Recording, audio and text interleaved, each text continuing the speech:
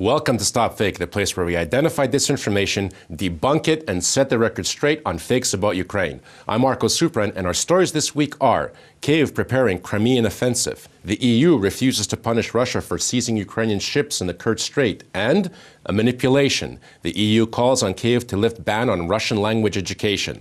Let's get to the details.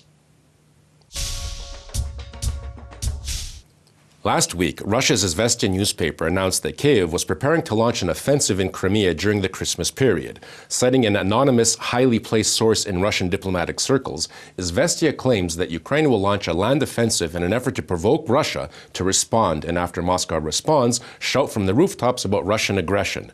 Russian media dutifully picked up this fake story, as did Kremlin-controlled media in Crimea.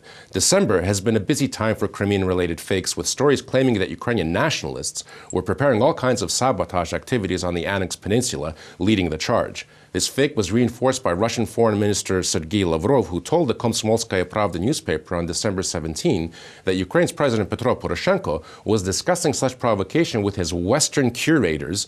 Lavrov warned that Russia would respond in such a way that Ukraine wouldn't know what hit it. Meanwhile, Ukrainian intelligence has been recording increased Russian military activity throughout the Ukrainian-Russian border in Crimea and occupied Donbass. Ukraine's foreign ministry also noted that Russia is moving vast amounts of weapons, including bomber aircraft, into occupied Ukrainian territory.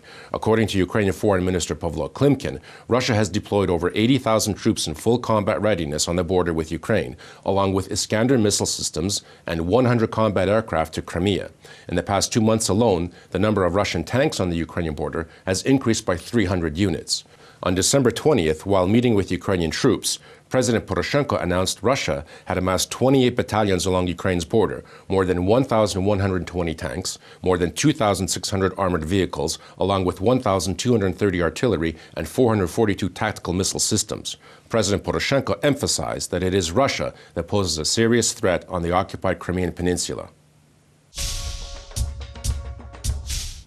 Russian media claimed that the European Union is not going to punish Russia for shelling and seizing 3 Ukrainian ships along with their crew in the Kerch Strait area on November 25. This is how pro-Kremlin media chose to interpret a European Council resolution adopted in Strasbourg on December 12. RIA Novosti declared the EU is not insisting on new sanctions against Russia for the Kerch Strait incident. European countries no longer want to participate in Ukrainian President Petro Poroshenko's intrigues, blared Ukraina.ru. The EU sees further sanctions as counterproductive, claimed Argumente y Fakte, while Regnum declared that European parliamentarians have taken a neutral position on the Kerch Strait incident. According to a press release on the official European Parliament website, the EU parliamentarians adopted far from a neutral position. They condemned Russia's aggressive behavior against Ukraine and the threats that behavior poses to the security of the European Union. In the adopted resolution, MEPs called on Russia to immediately and unconditionally release the captured Ukrainian crew and vessels and expressed concern that Russian actions are a creeping attempt to annex Ukraine's sovereign rights in the Sea of Azov. Russia, therefore, has to guarantee the freedom of navigation through the Kerch Strait and in the Sea of Azov, the resolution reads. The resolution further calls on the EU and its member states to introduce targeted sanctions against Russia if the Ukrainian servicemen are not released and if there is any further military escalation. The text of the European Parliament resolution is worlds apart from the claims made by the pro-Kremlin media. Russian pro-Kremlin publication Ukraina.ru reports that the European Union allegedly urged Ukraine to lift the ban on the use of Russian language in education.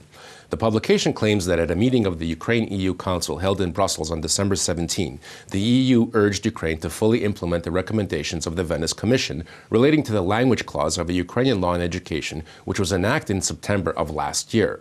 On December 8, 2017, the European Commission for Democracy Through Law, better known as the Venice Commission, published its opinion on Ukraine's education law, recommending that Ukraine's government make the article concerning language in education more balanced. At the same time, the Commission noted that since the law on education is a framework law, the future law on secondary education could provide for more detailed and balanced solutions. Article 7 of the education law strengthens the position of the Ukrainian language as the state language in secondary school education.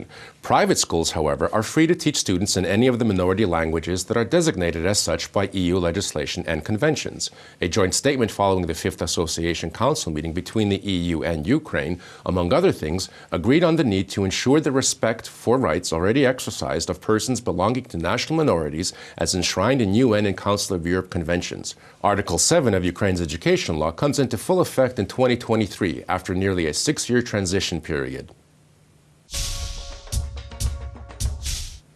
That's it for this week. Our video digest only presents a small amount of the fakes we debunk every week. You can find much more dissected disinformation on the StopFake website. Be vigilant, look out for fakes, and if you spot any disinformation about Ukraine, send it to us for a truth autopsy. I'm Marko Suprun, and this is StopFake. Thanks for watching.